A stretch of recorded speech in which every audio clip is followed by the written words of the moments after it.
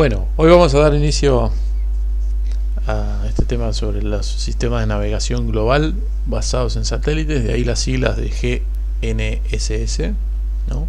De los cuales el GPS es uno de ellos sistemas, de los más conocidos, pero bueno, está incluido, no es el único que hay, ¿no?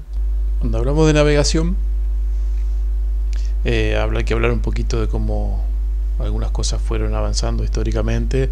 Eso es un ejemplo, un mapa, lo que se fue construyendo a lo largo del tiempo. El tema es que al principio los mapas eran más bien con indicaciones aproximadas de dónde estaban las cosas y dónde estaban los que llamaríamos los landmarks, o los en castellano mojones, o sea, como indicadores o objetos o accidentes geográficos que solían usar los navegantes para saber que estaban más o menos cerca de algún lugar, ¿no? Entonces iban navegando y si observaban algún faro, por ejemplo, alguna montaña, algún accidente geográfico conocido, entonces vos sabías más o menos que si lo veías a tantos grados estabas navegando de alguna manera hacia donde vos querías, ¿no? Pero siempre el problema de intentar conocer cuál es tu ubicación en el planeta Tierra había sido un problema, ¿no? Se utilizaron mucho las estrellas, por supuesto, todo lo que tiene que ver con las constelaciones, que digamos a lo largo del día y los meses hay ciertas cuestiones, patrones que se mantienen comportándose de la misma manera, se mantienen fijos, entonces uno puede utilizarlas para saber cuál es su orientación, ¿no? Entonces, obvio que las estrellas fueron también de las primeras cosas que se utilizaron para poder navegar. Después empezaron a aparecer algunas invenciones, ¿no? Algunas formas de poder medir cuestiones, como por ejemplo la brújula, ¿no? Al conocerse un poco el comportamiento magnético de alguna manera que tiene la Tierra, saber que poder medir ese campo magnético te ayudaba a orientarte hacia el norte de la Tierra. Bueno, entonces ese tipo de equipos se empezó a utilizar, ayudar a la navegación, y una de las cuestiones muy importantes que apareció en su momento fue la necesidad un poco de medir el tiempo, ¿no? O la hora o el momento del día en que vos estás. Históricamente la historia del tiempo es muy interesante en realidad, no voy a profundizar ahí, pero antes a las personas por ahí les interesaba por una cuestión de la producción, de los cultivos y demás, tratar de saber en qué estación estabas, en qué semana. Después fue avanzando la civilización y fue necesario saber en qué momento del día estabas. Normalmente uno decía, bueno, cuando amanece ya sabes que empieza el día, cuando se anochece termina, pero si vos te querías juntar con alguna persona, esto creo que, si no leí mal, con el tema de la aparición de la iglesia y las celebraciones que se hacían en determinado momento, hacía falta de alguna manera sincronizar en qué momento del día te encontrabas, ¿no? Hacer una celebración, por ejemplo. ¿Y por qué nos interesa un poco saber cómo pasa el tiempo? Y porque, por ejemplo, si vos salías de un puerto determinado a una hora determinada, conociendo la hora en tu reloj y que sucede algunos eventos, vos podrías saber a qué distancia estabas del lugar de donde partiste, ¿no? Suponete que vos tenías sincronizado tu reloj en tu barco respecto al reloj desde donde partiste, y después en determinado momento puedes identificar que un evento, ya sea en las estrellas, en el cielo, o la caída del sol o algo por el estilo, y miras la hora y ves cuándo se dio ese evento, vos podés hacer algún cálculo de dónde estás más o menos en lo que llamaríamos después la longitud. Entonces la aparición del reloj y la invención de los relojes, al principio los relojes, como les decía, por ahí estaban en las iglesias, ¿no? Después muy de a poco fue llegando el reloj en su versión moderna hoy a que todos podamos saber la hora, ¿no? Eso fue una gran invención que ayudó mucho en la navegación, justamente. El hecho de poder conocer en qué horario estás y qué hora es en donde vos estás, ya te ayuda a saber en qué longitud estarás ubicado, ¿no? Todo esto, digamos, hoy en día uno podría ver que está prácticamente todo incluido en un celular, y de alguna manera lo de la navegación está llegando a las masas, ¿no? Así como el reloj y la posibilidad de saber la hora fue llegando a las masas hace una buena cantidad de años. Bueno, recién el tema de la navegación está llegando de a poco en exteriores, de a poco se pueden resolver algunas cosas también en interiores con la ayuda de otras tecnologías. Pero bueno, en definitiva, conociendo un poco el tiempo y la hora, uno puede más o menos ubicar en qué meridiano uno está ubicado, ¿no? Y por otro lado, utilizando el sol y los astros y demás, también uno puede ubicar la latitud, sería en qué latitud está ubicado. En particular, creo que no hace falta, ¿no?, explicar mucho sobre latitud y longitud.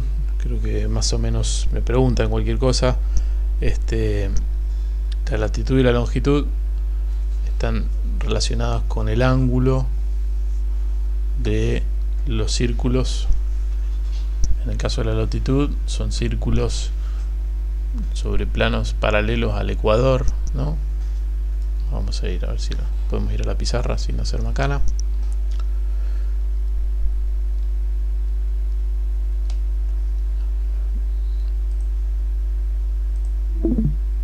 Sin hacer macana, dije.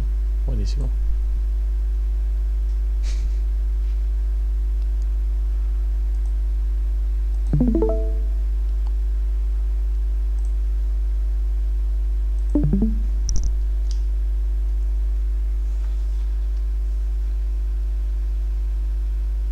Se ve, ¿no?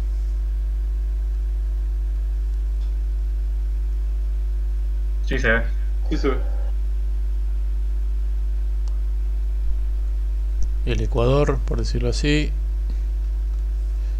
y después tenemos, históricamente se terminó definiendo como referencia de los meridianos al que pasaba por Inglaterra, Greenwich. Entonces tenemos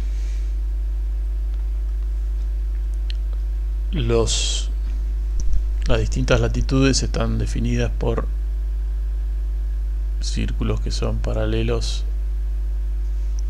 Vamos a dibujarlos así.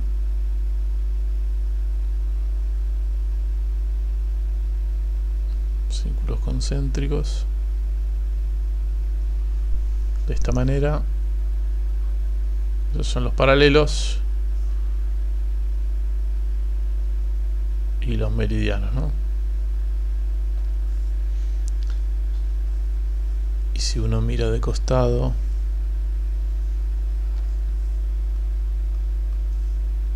si uno tuviera el ecuador cortando la Tierra acá, bueno, no todo es circular ni nada es perfecto. Ya saben que la Tierra es un elipsoide. De todas maneras, si yo tengo un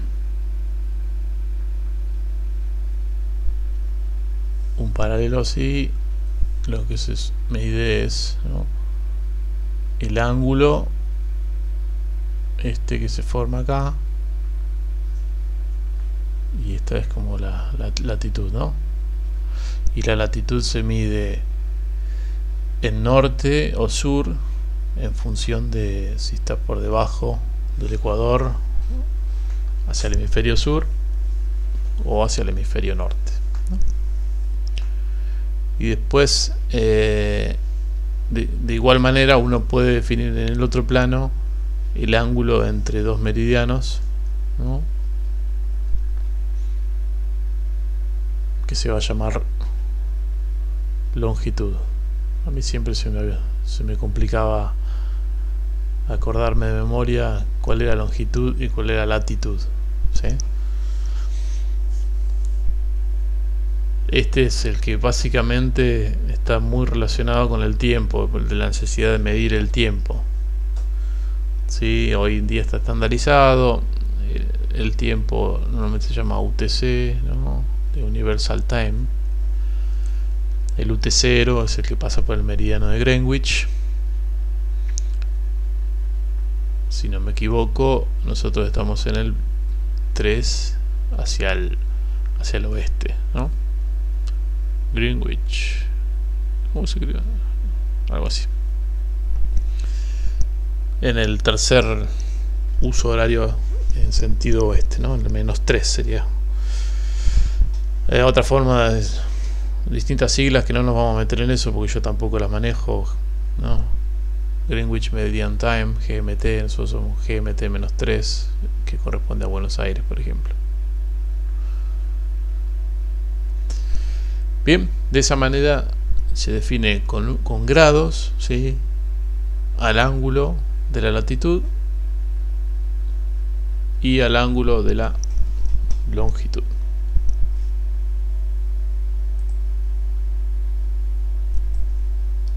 Vuelvo a los slides, ahora les cambio la pantalla.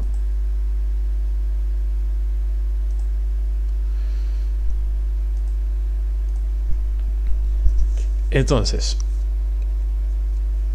nosotros, conociendo nuestra latitud y nuestra longitud, podemos ubicarnos dentro del planeta Tierra.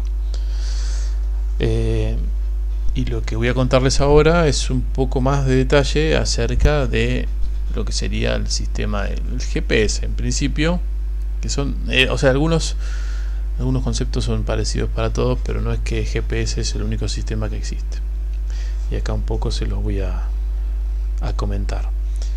Básicamente, un sistema de navegación global basado en satélites se entiende de que yo tengo satélites dando vuelta alrededor de la Tierra que me están ayudando a resolver ese problema. Los satélites están repartidos en lo que llamamos órbitas MEO. Tenés órbitas LEO, órbitas MEO y órbitas GEO, por ejemplo, por mencionar algunas. Las órbitas LEO son las de baja altura, MEO son las de mediana altura, de alguna manera. GEO son de mayor altura y que están a una altura tal los satélites que cuando los comparas su posición respecto a un punto en la Tierra, siempre están quietos respecto a la Tierra. Es como que giran a una velocidad que desde la Tierra pareciera que estuvieran siempre en el mismo lugar, ¿no? Esos son los satélites geoestacionarios que, por decir una generalidad, se utilizan mucho en comunicaciones, por ejemplo, ¿no? Comunicaciones satelitales, porque vos sabés que el satélite está siempre parado en el mismo lugar respecto a la Tierra, como el de DirecTV, por ejemplo. En cambio, el sistema GPS está basado en satélites que pasan varias veces por día por un mismo lugar y están repartidos en distintos planos, ¿no? Hay alrededor de más de 80 satélites que están relacionados con esto. No todos tienen que ver con el sistema GPS, que es el sistema más de Estados Unidos, fue el primero. En 2016 había unos 80. A fines de los 70 habían cerca de 30 satélites que formaban parte de la constelación GPS, que pertenece a los Estados Unidos, ¿sí? En realidad son 6 planos más o menos. Si usted no nos enredemos acá, pero estos son 6 planos separados a veces 55 grados, si no me equivoco, más o menos, y habían 4 satélites por cada uno de esos planos. O sea que es como que el sistema original tiene 24 satélites, ¿sí? El GPS, y después tenés satélites que son como de backup. Son entonces 4 satélites ubicados en cada uno de esos 6 planos que están inclinados 55 grados respecto del plano del ecuador, ¿sí? Y más o menos orbitan cada 12 horas, ¿no? O sea que pasarían 2 veces por día cada uno por un punto de la órbita. Pero no es el único sistema que hay. Está bueno, aunque sea, ubicar de que hay otros sistemas. Probablemente algunos de estas cosas ya les suenen, porque no estamos descubriendo nada más que el GPS ya lo recontrautilizan. Pero sistemas similares son, por ejemplo, el ruso, el GLONASS, ¿sí? Es un poco más nuevo. A mediados de los 80 ya habían unos 24 satélites rusos. ¿No hay uno también llamado Galileo? Sí, señor. Ese es el proyecto europeo. Ahí está, justo. Cuando estaba haciendo las filminas, en algún momento ya empezaron a aumentar más. Bueno, es el de los más nuevos, junto con el chino. Hay varios, ahora se los comento. Pero cada uno tiene como sus particularidades, ¿no? Hay cosas que el GPS, por ser el primero, no resuelve tan bien. Nosotros nos vamos a centrar en eso. Si alguna vez a alguno le interesa, me pondré a estudiar y se los comentaré, ¿no? Con más detalle. Pero miren todos los que hay: GPS, GLONASS, Galileo, Beidou, sería el chino, ¿sí? Algunos que todavía están en proceso de construcción, por decirlo así, porque no es tan fácil mandar 24 o 30 satélites al espacio y tenerlos todos funcionales, ¿no? Los primeros que empezaron fueron los Estados Unidos, pero sigue estando el de Japón también, que el de Japón tiene una particularidad que más que sistema de navegación global, es un sistema de navegación regional. O sea, son satélites que dan cobertura más en la región de incumbencia de Japón. Está el sistema indio también. En definitiva, están todos, como había dicho, ubicados en las órbitas LEO, y aquí están aproximadamente unos 20 kilómetros de distancia y orbitan cada 12 horas. Eso es parecido más o menos para todos. Obvio, cada uno tiene sus particularidades. No es incumbencia del curso meternos en esas cosas, sino quiero que ustedes se lleven un pantallazo de cómo es que es el sistema de navegación global. Ahí les voy a dejar un link. Fíjense, stuffing.space es un sitio que te muestra en tiempo real todos los satélites que están orbitando alrededor de la Tierra. Uno ve te podés alejar así como del espacio y ver la Tierra desde lejos y ver toda la nube de cosas que están girando alrededor de la Tierra, y acercarte, ver algunas constelaciones en particular en tiempo real, dónde están.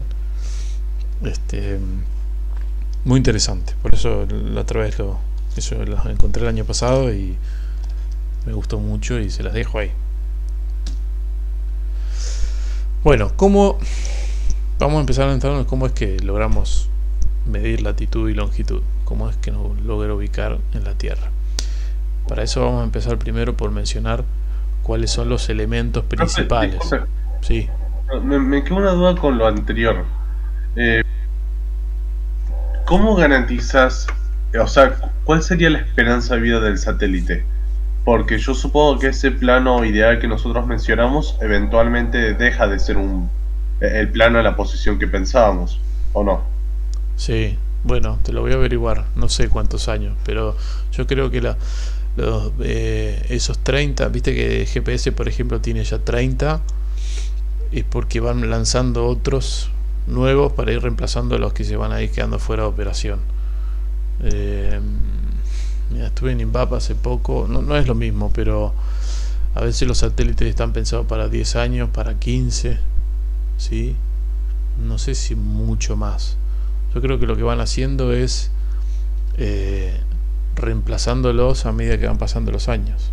O sea, si querés mantener el sistema, tenés que mantenerte enviando nuevos satélites cada cierta cantidad de años. Si no, se te cae el sistema de alguna manera. Sí, pero lo puedo averiguar.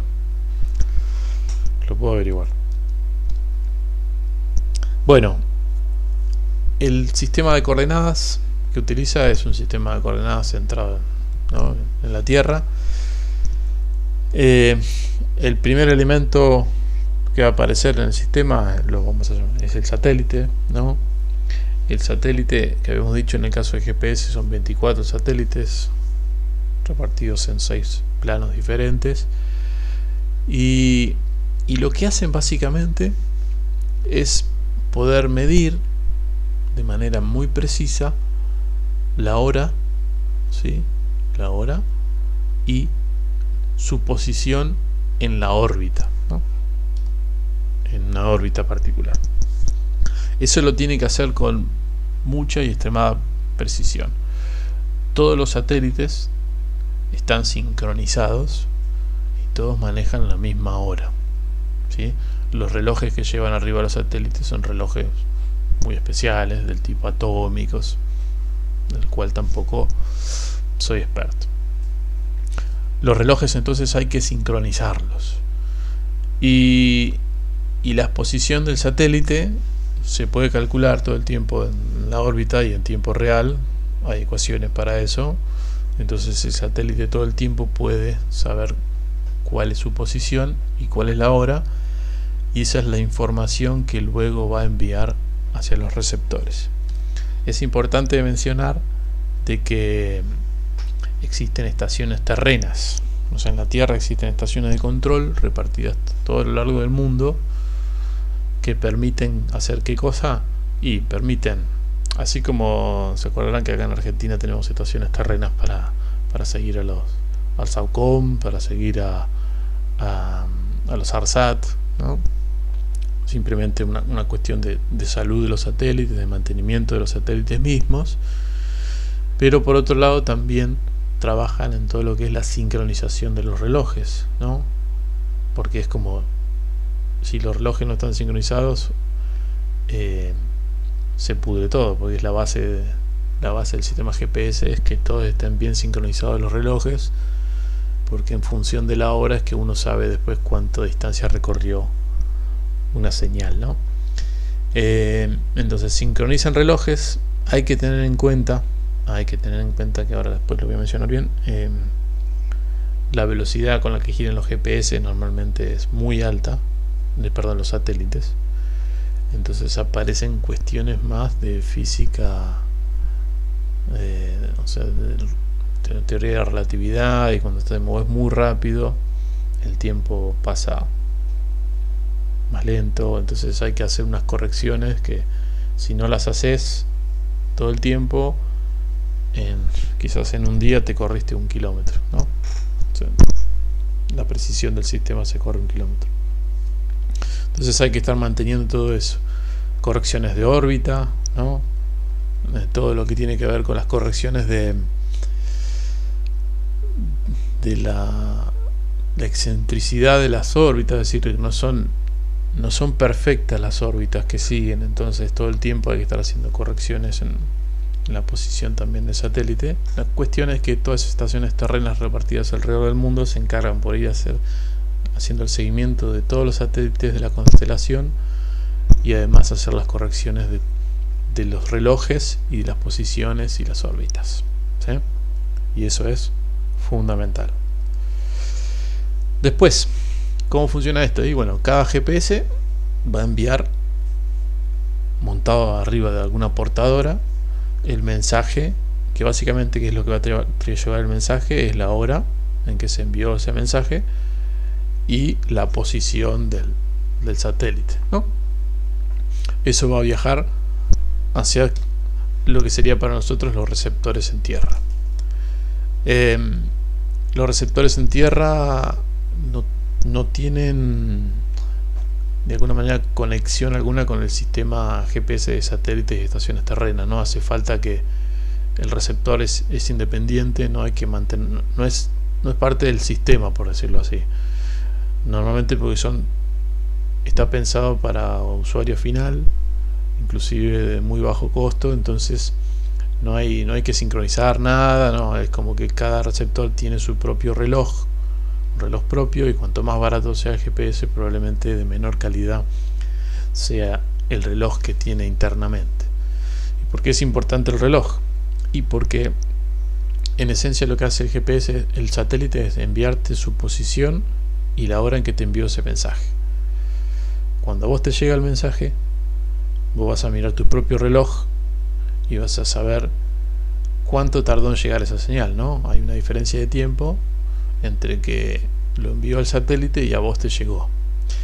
Si tu reloj no es muy bueno, vas a tener un error en esa estimación del tiempo que tardó la onda en viajar. Después es una cuestión de viaje a una velocidad aproximada a la velocidad de la luz, entonces puedes calcular la distancia a la que está ese satélite, ¿no? Si yo mido el tiempo que tardó la señal en viajar, yo puedo saber con algo de error, en función de cuánto error tiene mi reloj, a qué distancia está ese satélite respecto de mí. ¿Sí? Entonces, ¿qué es lo que viene como parte del mensaje? Acá no vamos a meternos mucho en barullo, pero en esencia tengo una señal que es el mensaje, llamamos mensaje de navegación. Está pensado, son 50 bits por segundo, es una frecuencia muy baja. Los satélites están muy lejos, habíamos dicho que están a 20.000 kilómetros de altura, ¿no? Entonces la potencia con la que llegan es muy baja. Bueno, el sistema que se utiliza es un sistema de, el mensaje de navegación, lo que se llama un código pseudo aleatorio para modular ese mensaje, y eso va a estar montado sobre una portadora, que este es un ejemplo, una portadora L1 de una frecuencia más del espectro de lo civil, pero no es la única, está L1, L2, ahí yo no soy experto para nada tampoco, vieron que yo toco de oído en un montón de cosas. Si a alguno le interesara un poco más la parte de comunicaciones, en particular sobre GPS, las bandas que trabaja L1 y L2 son las que yo conozco, L5 también puede ser otra de las bandas. A veces algunos GPS funcionan en dos bandas a la vez, eso después te va a permitir mejorar la precisión. Pero bueno, en esencia, aproximadamente lo que tarda en viajar esta onda desde los satélites hacia la Tierra es aproximadamente 70 milisegundos. ¿Sí? Cada mensaje entonces va a tener, cada mensaje que se envía, el mensaje completo, tiene aproximadamente unos 37 kilobits o 37.500 bits, para ser más preciso. Ese dato lo estoy leyendo acá, no es que soy memorioso. Son a esa frecuencia de 50 bits por segundo, tarda más o menos 12 minutos y medio en enviar un mensaje completo. Ese mensaje completo normalmente se da al principio, cuando se establece una comunicación con un satélite, lo que llamaríamos lo que se llama un cold start, o un arranque en frío. Un arranque en frío cuando no tenés ni la más pálida idea de dónde estás y empezás a comunicarte de a poco con los satélites, a recibir el mensaje completo de toda la constelación para poder resolver el problema de la localización. Lo que pasa es que una vez que uno ya está sincronizado y va siguiendo los satélites, funciona de manera distinta, no hace falta que recibir todo el mensaje completo para actualizar tu posición, ¿no? Entonces, ¿alguno de ustedes le pasó alguna vez de, no sé, arrancar el GPS del teléfono en algún lugar y que tarde como bastante en ubicarse? Sí. Más cuando estás en interiores de algún edificio o algo. Bueno, eso es otro problema que, claro, tiene que ver con que no tenés línea de vista. Sí, también cuando está en una zona inexplorada, por así decirlo, que no has estado antes. Porque si estoy así en las inmediaciones de mi casa, capaz que sí lo toma, pero si justo estoy de viaje y necesito el GPS hasta que me tome donde estoy, se demora. Sí, señor. Lo más común es eso, es que, no sé, por ejemplo, apagues el celular en Argentina y te subiste a un avión y te bajaste, no sé, vamos a tirar, no sé, Alemania, y si no utilizás el GPS asistido, que ahora vamos a ver qué es, ¿no? Cuando el celular se ayuda por ahí de otras cosas, Wi-Fi, señal línea de celular para ubicarse, cuando es GPS puro va a tardar un buen rato en resolver el problema de localizarse, porque tiene que recibir casi todo el mensaje completo, que eso como máximo te va a llevar 12 minutos. Normalmente cuando vos prendés y apagás y te movés dentro de una ciudad tarda mucho menos, porque vos ya tenés en el GPS la información de dónde fue tu última localización, entonces el problema se resuelve más rápido, tenés un punto de partida mucho más cercano, ¿no? Esto de que yo mencionaba, lo de las bandas, a veces los GPS envían información en dos bandas diferentes, o sea, con dos portadoras diferentes. Puede ser una más cerca del GHz y el otro GHz y medio. Eso hace que el mismo mensaje viaje por las dos bandas, y como la señal viaja las dos por la misma ionosfera, atmósfera, digamos, lo que se puede hacer después es cancelar, digamos, los efectos negativos de la atmósfera, y mejorar la precisión, ¿no? Porque los dos viajaron por el mismo caminito, por decirlo así, y eso aumenta un montón la precisión. Después, en lo que respecta al mensaje en sí, el dibujito que está a la derecha, ¿qué es? En realidad es una representación un poco del formato de datos que se va a utilizar en el mensaje. Esto tiene que ver con las leyes de Kepler sobre las órbitas, las leyes de Newton, ¿sí? Tampoco nos vamos a meter en esto, simplemente se los dejo acá como para que sepan que yo tengo un cuerpo celeste, o en este caso el satélite. Vamos a ver más o menos cuál es la órbita en la que está, ¿sí? Y esa órbita se puede medir con un ángulo de inclinación. Este punto tiene que ver con lo que se llama nodo ascendente. La anomalía verdadera tiene que ver con este ángulo acá respecto... Uy, no se me... Ese no iba... Bueno, buenísimo. No... de nuevo.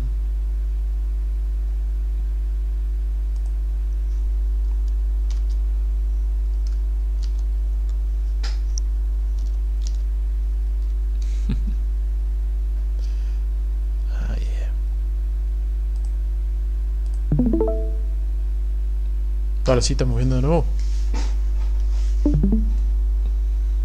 Sí, se ve la misma filmina, digamos. Sí. No sé qué toqué. Creo que tengo el escape. Bueno, digamos que todos estos ángulos, según este formato y estas ecuaciones de Kepler, se pueden conocer, y el satélite todo el tiempo conoce cuál es su posición en ese formato, ¿no? El formato en realidad se llama el formato de datos kepleriano, por decirlo así, que viene de las leyes de Kepler. Son 6 parámetros y se manda, por ejemplo, el eje semi mayor de la elipse, esta elipse de la longitud, este eje, la longitud de eso se manda, la excentricidad de la elipse. Excentricidad, por las dudas, si alguno se acuerda, tiene que ver con cuán lejos del círculo está una elipse, ¿no? Si es 0 la excentricidad es porque es un círculo, y a medida que aumenta ese valor se va alejando de la forma de un círculo y se hace más estirado de alguna manera. Y después los ángulos que tienen que ver con la posición relativa respecto a la Tierra, que es el de la inclinación, el ángulo de ascensión, y el periángulo, que era, si no me equivoco, este que está acá, el W. Y eso, en ese formato se envía el mensaje de cuál es la posición del satélite. Entonces el satélite manda qué hora es para él en el momento de enviar el mensaje, y manda su ubicación, su posición en la órbita en este formato kepleriano. Lo que sí hay que tener cuidado es que, como todo se mueve muy rápido, decíamos hoy, hay términos relativistas que aparecen, ¿no?, en las velocidades y demás, que hay que ir corrigiéndolas todo el tiempo, y en eso también ayudan las estaciones terrenas que habíamos mencionado. Sigamos. Un poco la historia de los receptores. Recién hablábamos desde el lado del transmisor, ¿sí? El transmisor transmite la hora y la posición en la órbita. Punto. Muy simplificadamente, ¿no? El receptor de bajo costo ya tiene como independencia respecto a todo el sistema. No es que está conectado ni a las estaciones terrenas ni nada por el estilo. Simplemente se encarga de recibir esa señal, y en función del tiempo que sucedió entre que llegó el mensaje, se mandó el mensaje y te llegó, uno trata de calcular la distancia a la que está cada satélite. Y acá alguna cronología un poco que encontré respecto de los tamaños que tenían los receptores en el 78, por ejemplo, ¿no? El tamaño de una mochila. Cuando empezaron a aparecer los GPS para los autos, ya en un tamaño más de una pantallita. Y bueno, los chips GPS más cercanos hoy en día ya tienen un tamaño más chiquito que una moneda, pero están dentro de un chip de 2 milímetros o menos, ¿eh? Por ahí la limitación, a medida que empezás a miniaturizar el receptor, es el tema de la antena, ¿no? Que es como que va por otro lado. A modo de comentario, lo que aprendí también es que, por ejemplo, los celulares que tienen GPS, tienen Bluetooth, tienen Wi-Fi, tienen distintas formas de comunicarse de manera, o sea, de utilizar una antena. Lo que tengo entendido es que usan y comparten la misma antena para muchas de esas cosas, ¿no? Entonces, al ser una antena un poco multiuso, por decirlo así, o multipropósito, tienen problemas de ganancia también para el GPS. Entonces, al tener problemas de ganancia y de también cuestiones de polarización y demás, que bueno, serán más para discutir en campo de circuitos, no ayuda al tema de la precisión. Entonces los GPS los teléfonos suelen tener una performance un poco menor que un receptor de GPS independiente, ¿no? Por esto de que las antenas se diseñan multipropósitos y que la misma antena te pueda servir para el Wi-Fi y la misma antena te pueda servir para el Bluetooth, por ejemplo, ¿no? Entonces aparecen esos problemas, pero bueno, lo bueno que tiene el teléfono es que tenés todo además ahí. Habíamos mencionado el reloj es de bajo costo, ¿ah? Entonces al ser de bajo costo va a tener sus problemas. O sea, vamos a medir el tiempo sin tanta precisión y sabemos que tiempo multiplicado por la velocidad de la luz va a equivaler a un error en distancia que estamos midiendo al satélite, ¿no? Entonces, cuanto mejor sea el receptor, cuanto mejor sea el reloj del receptor, mejor va a ser nuestra precisión para medir distancia. Permítame que voy mirando un poco la hora para... Bien, entonces lo que nosotros necesitamos en un receptor es que al menos tengamos 4 satélites visibles para poder resolver cuál es nuestra latitud y nuestra longitud. Ahora en las próximas filminas voy a tratar de abordar un poco eso, ¿sí? Y normalmente vienen 2 mensajes por cada uno. Como mínimo estás siguiendo de alguna manera 8 threads.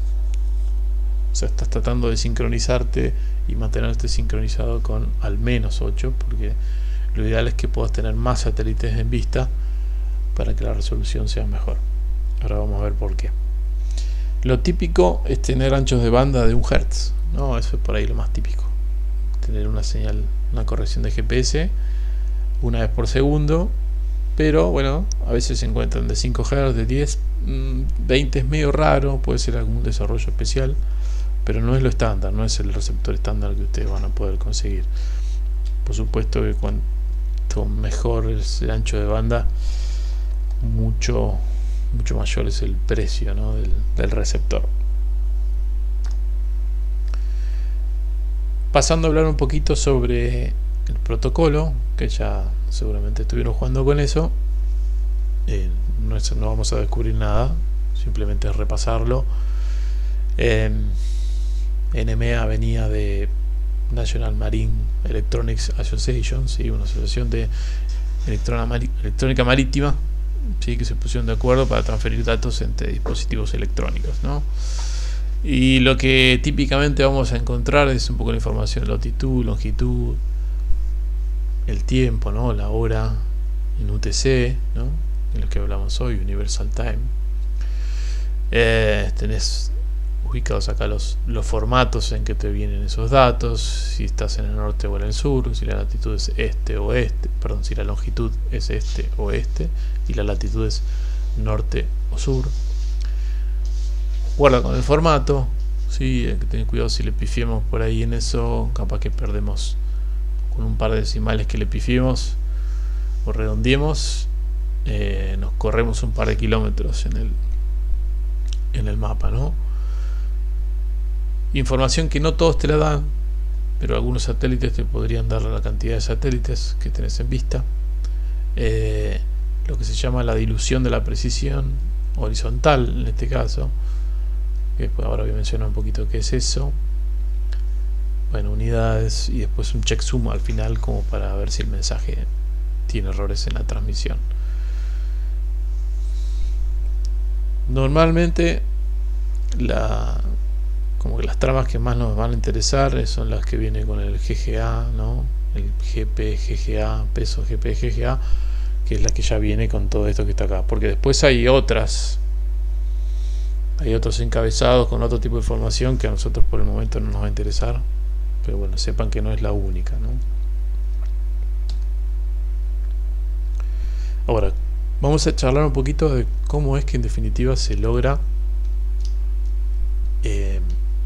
poder medir el rango, que es como de lo importante. A ver, voy a cambiar a la ventana de la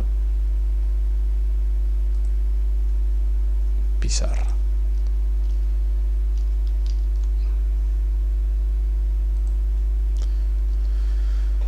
Entonces, vamos a suponer que yo tengo mi satélite acá.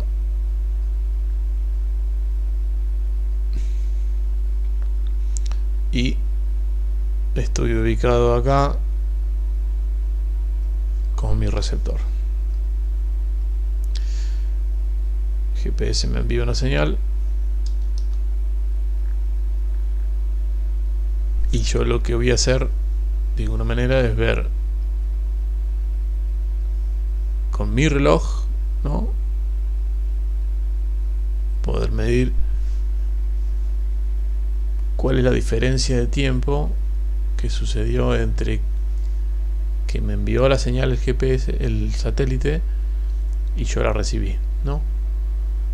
La hora en que me lo envió el satélite viene en el mensaje codificada, y la hora que para mí es la hora actual es la que yo tengo en mi receptor. Con eso yo puedo calcular la diferencia de tiempo, y con una diferencia de tiempo multiplicándola por la velocidad de la luz, ¿sí? Yo podría más o menos aproximar lo que sería como el rango de esa medición. Ese rango me está diciendo a qué distancia estaría ese GPS, ¿no? Ahora voy a dibujar al hombrecito en el centro. Si yo medí R como la distancia, recibí esa información de un satélite y me dio R1 la distancia a satélite. Si yo soy esta personita que está acá en mi receptor, ¿yo puedo resolver a dónde está el satélite? ¿O dónde estoy yo respecto al satélite? Conociendo el rango, la distancia. Con un solo satélite no se podría.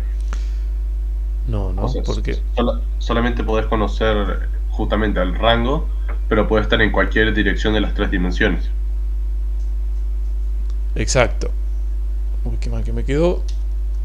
Pero básicamente yo voy a estar como en el centro de una esfera, ¿no? Marche ya un curso para manejar el puntero. Ahí está. Esto es, bueno, ahora está en dos dimensiones, ¿no? Pero sería una esfera.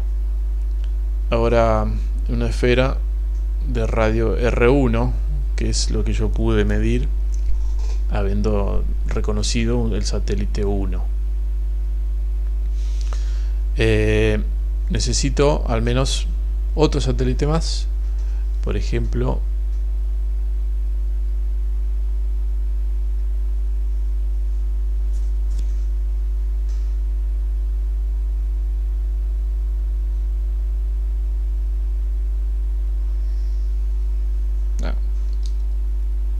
creo que me van a entender mejor si directamente les muestro la filmina que dibujé yo. Cambiamos a los slides y me falta cambiar Pedco, no, Discord.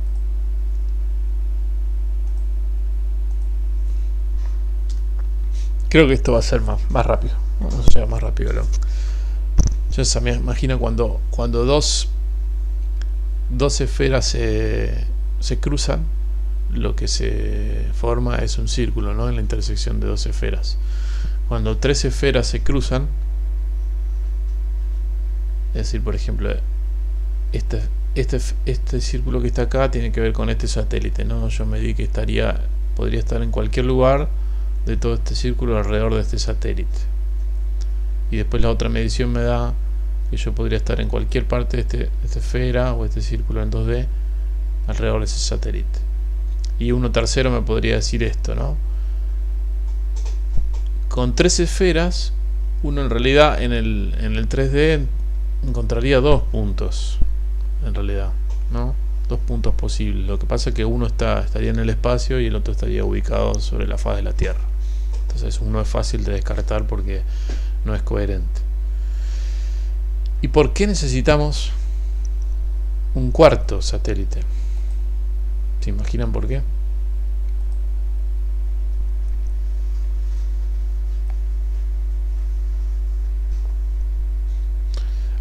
El cuarto satélite lo vamos a necesitar porque no solo no sabemos cuál es nuestra posición respecto a los satélites, sino que necesitamos poder... espera que está saltando en Telegram. Necesitamos poder... ¿Es por el sentido? No, necesitamos poder medir también o determinar el error que está cometiendo nuestro reloj interno, ¿no? El reloj interno está cometiendo un error al medir el tiempo. Entonces necesitamos poder medir ese error además de la posición nuestra en el espacio. O sea, son cuatro variables las que necesitamos poder resolver para poder calcular dónde estamos, ¿no? Porque en realidad si no, queda todo sujeto, o sea, la posición que puedes ubicar va a depender también del error que cometamos en el receptor, ¿no? Entonces son cuatro variables, sería el X, el Y, el Z en el espacio de la ubicación, y el delta T, que es ese desfasaje que en realidad va a ser el mismo para todos los satélites, ¿no? O sea, siempre que midamos vamos a medir con ese desfasaje de tiempo que va a ser el mismo para todos los satélites. Por eso lo podemos despejar también como una variable, y si tenemos cuatro satélites podríamos escribir cuatro ecuaciones con cuatro incógnitas y despejar. Lo que suele suceder también es que, bueno, las señales de GPS están sometidas a una atenuación y a unos efectos negativos de la atmósfera muy fuertes. Entonces normalmente eso nos puede hacer que se deformen las ondas, o sea, no es una línea recta. Entonces que vos ese cálculo que estás haciendo de diferencia de tiempo por la velocidad de la luz que te da una distancia, en realidad hay un montón de efectos que hacen que el camino de la señal no sea recto, ¿sí? Entonces el tiempo que estás midiendo en realidad es mayor al tiempo que efectivamente sería si la onda hubiera viajado en línea recta. Entonces todos los efectos atmosféricos que van a aparecer van a deformar me van a hacer que la señal viaje más lento o a un camino más largo. Entonces yo voy a calcular como si el GPS estuviera más lejos porque tardó más en llegar, y en realidad fue por deformaciones del camino, ¿sí? Entonces, cuando vos consideras o modelás esas posibilidades de error de la atmósfera, por ejemplo, lo que se va a dar, en vez de tener, cuando se unen estas esferas, vas a tener como, por decirlo así, por ejemplo, alrededor de esta, como un margen de rango que tiene que ver con esos errores de los que estamos hablando. Entonces, cuando vos empezás a superponer esas esferas, pero ya cada una con un margen de error, ya no coinciden todas en un punto, como sería el caso sin error, sino que van a coincidir todas en una región, ¿no?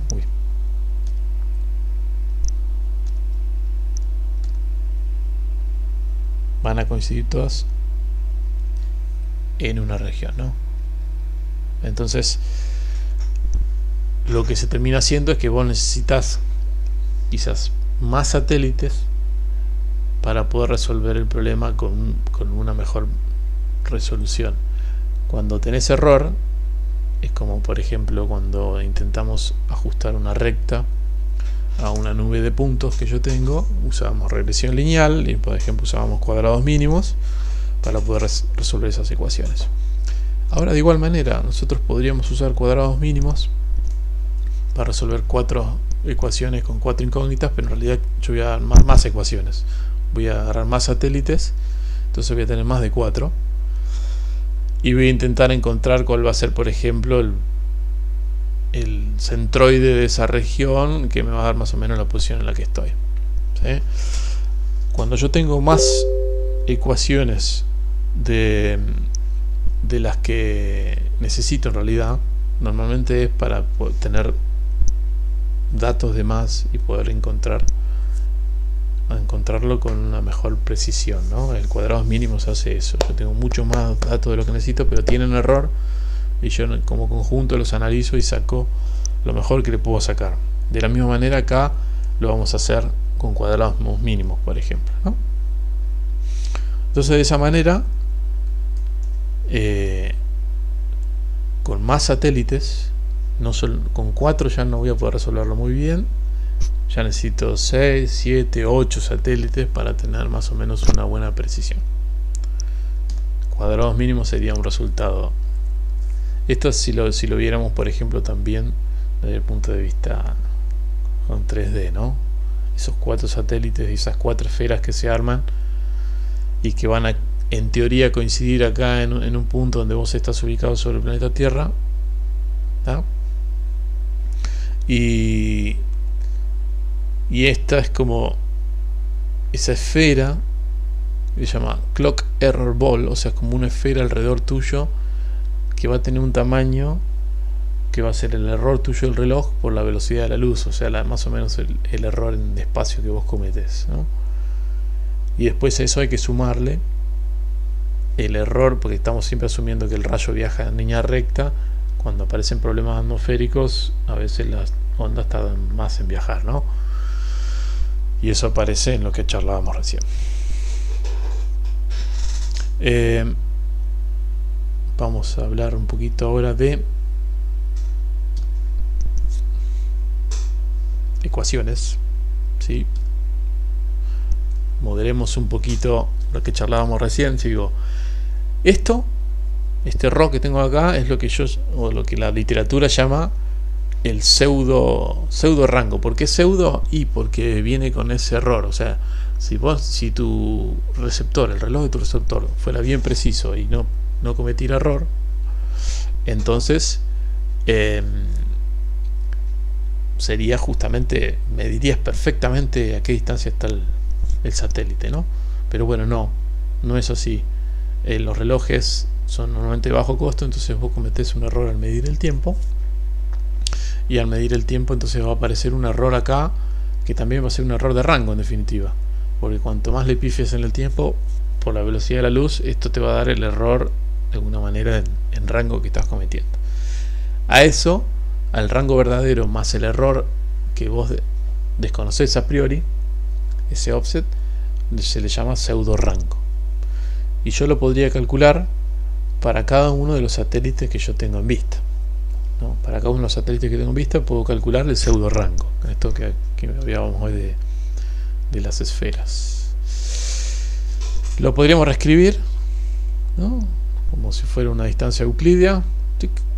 La distancia de la coordenada X del receptor menos la coordenada X del satélite J, la coordenada Y del satélite J menos la coordenada Y del receptor y demás, y la Z, y esto es lo que llamaríamos el bias o el desvío, ¿sí? Que es lo que le estamos pifiando por culpa de que el reloj no logra contar tiempo perfectamente. Y si agarramos las 4 esferas que decíamos hoy, que son las mínimas que necesitamos, bueno, podemos plantear estas 4 ecuaciones donde se ven las 4 incógnitas que yo tengo.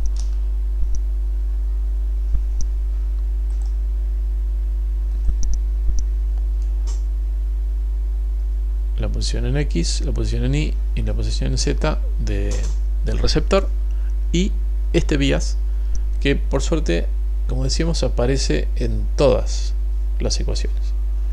Por eso con 4 ya podemos despejar este bias y conocer cuál es el offset que nosotros medimos del reloj.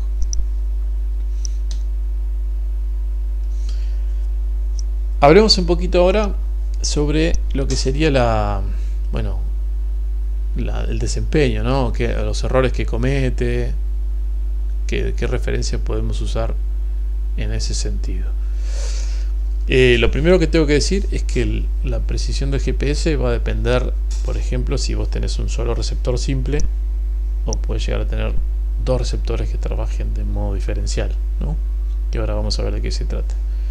Después también va a depender mucho de que si usan una única banda o usan más de una banda, y con eso podés corregir un poco algunas cuestiones de la ionosfera, de la atmósfera. También va a depender del postprocesado, de lo que se haga en tiempo real.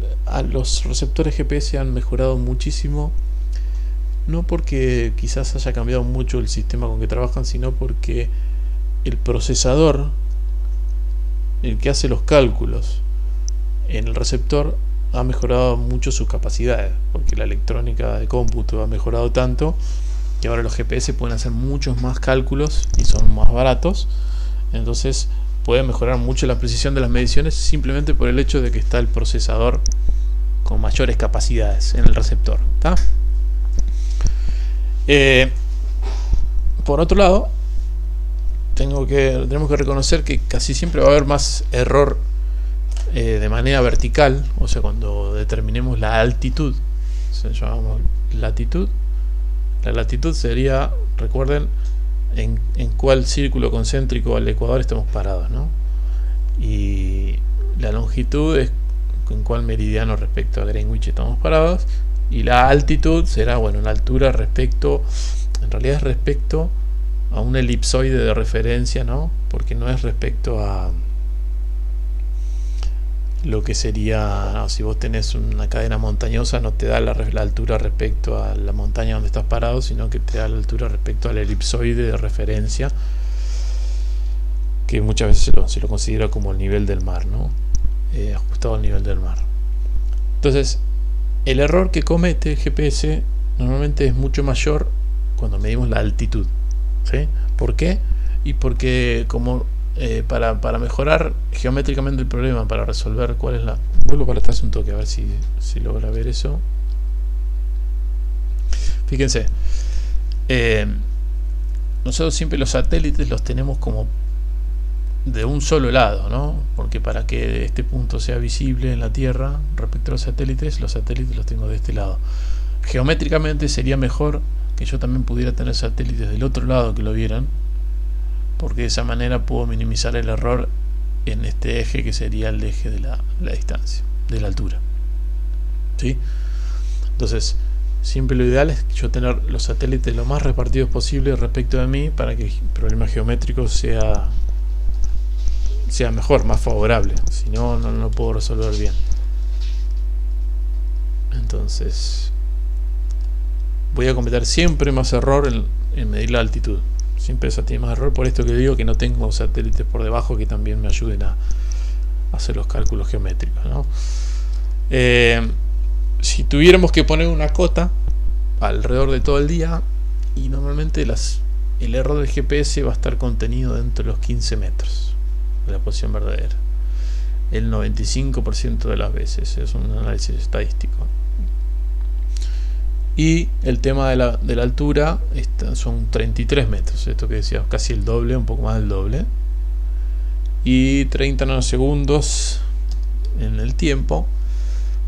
Otra cosa que podemos mencionar es que los GPS muchos son capaces de medir velocidad también, no solo tu posición, sino también la velocidad, y eso lo hacen no integrando la posición y diferenciando ni nada por el estilo, sino que utilizan el efecto Doppler de las señales. Cuando vos te estás moviendo, cuando el receptor se está moviendo, se produce una deformación en la frecuencia de las ondas cuando te estás alejando o cuando te estás acercando a la fuente.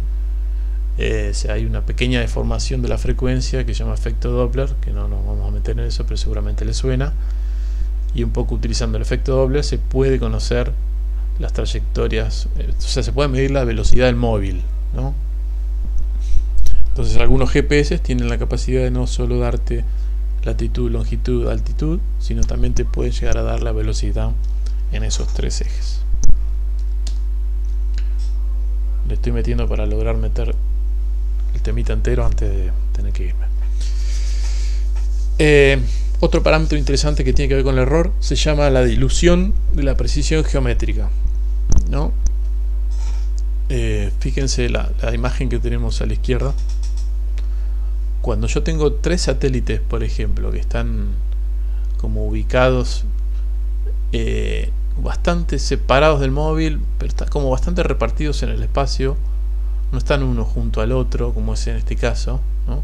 Fíjense que cuando estos dos satélites están muy juntos, las dos esferas que van a formar y lo que se va a superponer con esta otra esfera roja es una zona mucho más difusa que esta, o más grande que esta, que cuando tengo el segundo satélite más corrido respecto al otro. Cuando tengo dos muy juntos, es como que el problema geométrico de las superposiciones de las áreas y de los volúmenes empeora, ¿no? Como que el sector donde podría estar ubicado el móvil es mucho más grande. Si yo separo los satélites, eso disminuye. Eso es una cuestión meramente geométrica, perdón, toqué. ¿Sí? Entonces, eso ¿sí? Se puede medir, o sea, se puede, como en función de dónde están los satélites. Lo peor de todo sería, por ejemplo, les dibujo acá por ejemplo, la faz de la Tierra. Estás acá, y cuando tenés los satélites, por ejemplo, medio en el horizonte, y tenés varios juntos acá en el horizonte y muy pocos por acá, es como que todas las señales vienen del mismo lugar y tenés poca posibilidad de calcular con precisión tanto la altura como las otras variables, porque tenés todas las señales viniendo del mismo lado. Esto te va a dar peor, esta situación. Es como que está peor condicionado el problema. Y cuando inclusive eso se mira, cuando la solución de cuadrados mínimos que se utiliza para resolver esto, no sé si se van a acordar de álgebra, pero había una inversa involucrada, ¿no? Vos tenías como que una matriz A por X, que son tus variables, igual a B, ¿no? Una cuestión así. Y pasás del otro lado a la matriz A para encontrar la solución a X, como la inversa. Y si esta matriz no está bien condicionada, la inversa tiene mucho error cuando se calcula. Entonces la precisión de la solución de X no es buena. O sea, tenés esta franja es mucho más grande. Espero que más o menos me vayan siguiendo la idea. Lo ideal es que, si lo mirás desde un punto de vista 3D y vos estás ubicado acá, los satélites, esos 4 mínimos, estuvieran lo más separados entre ellos en 3 dimensiones posible. Como por ejemplo acá se está formando un tetraedro, ¿no? Que une todas las puntas con los satélites, los vértices con los satélites, y el volumen que tenga ese tetraedro, cuanto mayor sea ese volumen, mejor condicionado es el problema y mejor va a ser la precisión para solucionarlo. Y esto, que se llama dilución de la precisión, es una forma que no lo voy a poner en las fórmulas, no vale la pena, pero digamos que me da un parámetro que me dice cuán bien condicionado está el problema.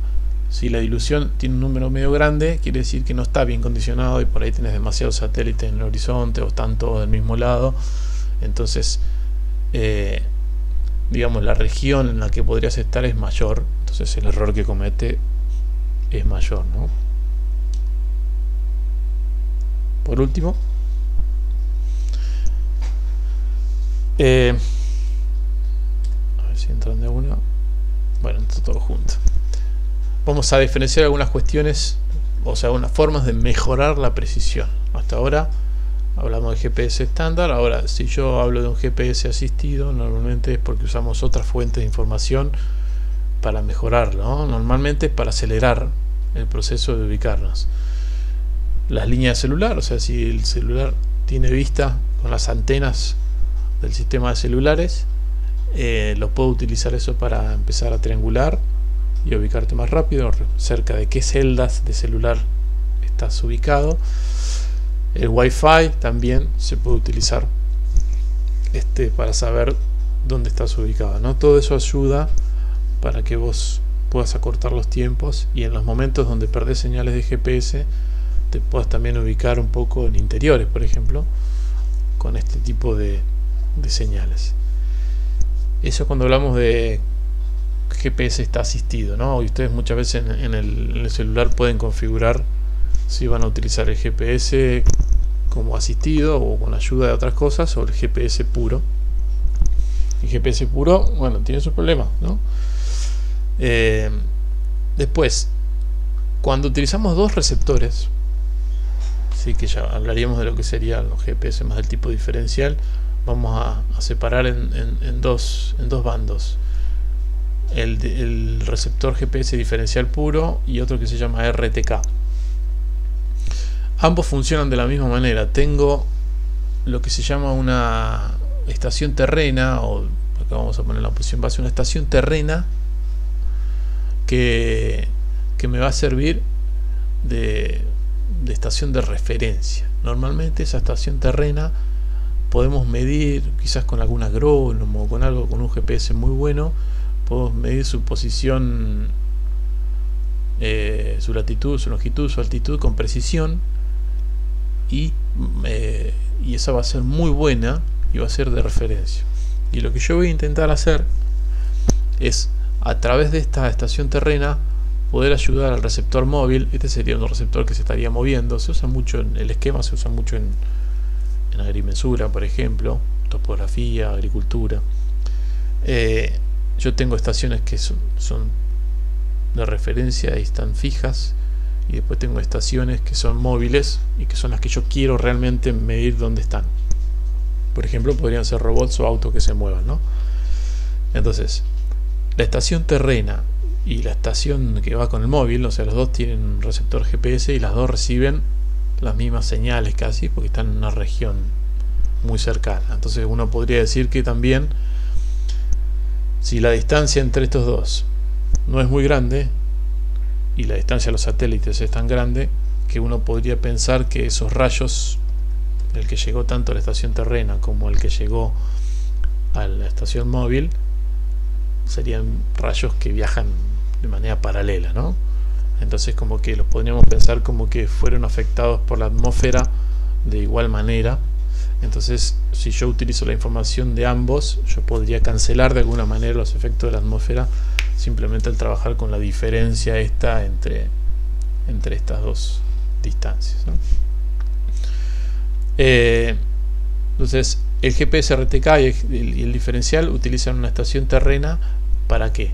Para que, al conocer la posición verdadera de la que está en la estación terrena, se pueda comparar con la posición que está midiendo el GPS, y entonces estimás directamente lo que sería el error que está cometiendo el GPS, porque vos conocés tu posición verdadera, la mediste de antemano con algún otro método y la medís con precisión. Entonces, al conocer la estación terrena y conocer lo que está midiendo, vos básicamente conoces el error que está cometiendo el GPS, que probablemente sea el mismo error que está cometiendo el otro GPS que se está moviendo. Al considerar esto que decíamos, que las dos señales tienen las mismas características, y es como que podría cancelar los efectos de la atmósfera. Entonces, ¿qué hace esto? La estación terrena, vía radiofrecuencia, le transmite el error que está cometiendo el GPS para que lo corrija el receptor, ¿sí?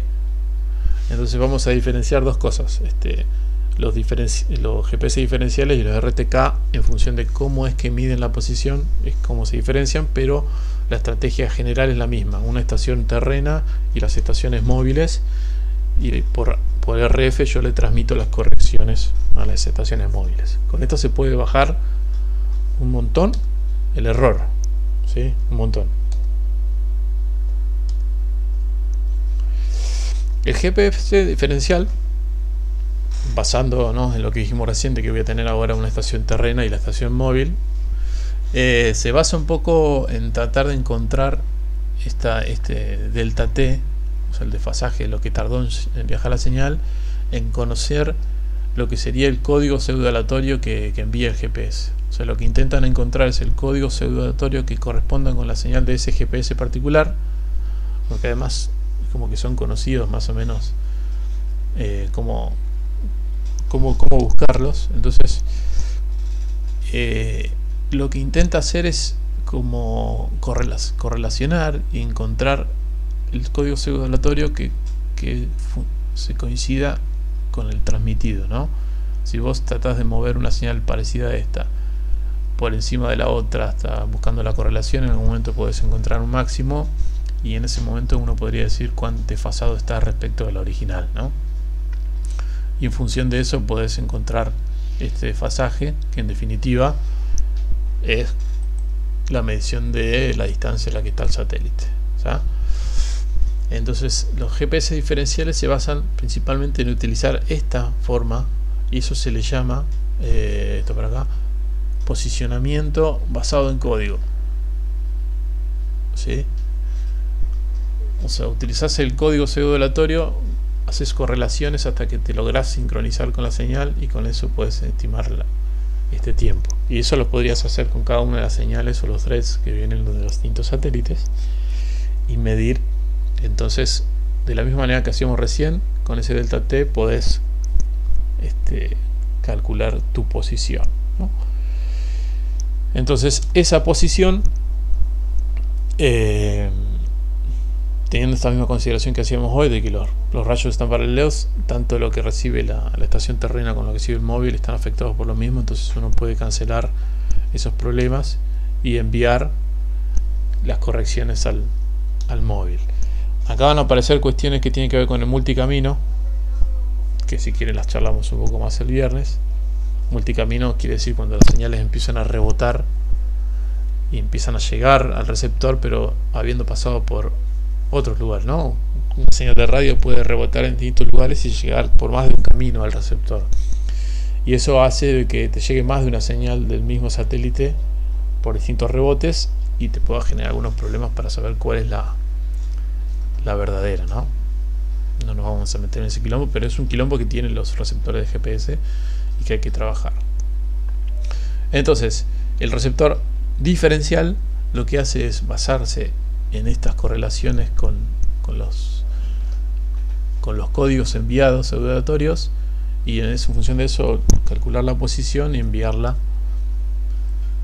como conoce la estación de base, conoce su posición con precisión, puede saber su error y mandárselo a los que se están moviendo. Sin embargo, el RTK